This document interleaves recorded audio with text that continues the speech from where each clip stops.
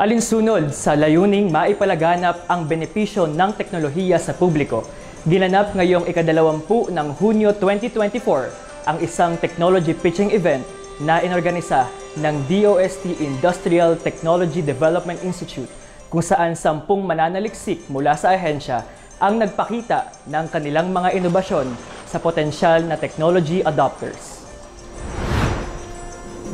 Ibinida sa aktibidad na ito ang mga pinakabagong food and non-food technologies ng ahensya.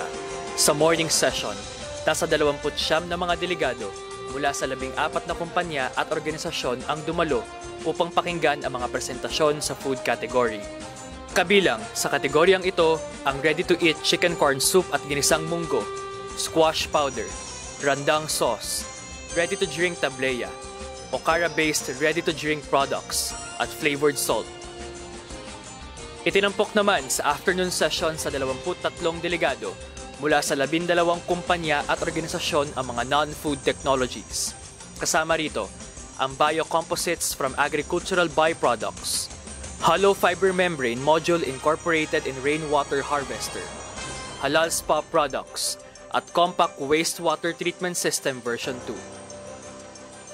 Ayon kay DOST ITDI Director Dr. Annabel V. Briones, hangad ng aktibidad na ito na isulong ang wealth creation sa pamamagitan ng paghihikayat sa industry partners na mag-adapt ng mga bagong teknolohiyang magpapabuti sa kani-kanilang negosyo at magbubukas ng mas marami pang job opportunities. Tinalakay rin ni Camille S. Estimado Canieso, Science Research Specialist 2 ng DOST National Capital Region o DOST NCR, ang mga programa at serbisyong inaalok ng kinabibilangan niyang ahensya na makatutulong sa mga industry partners ng DOST ITDI. Nagkaroon din ng taste testing ng food products sa umaga at eksibisyon ng non-food products sa hapon upang mas masuri pa ng mga dumalo na aktibidad ang mga teknolohiyang binuo ng DOST ITDI.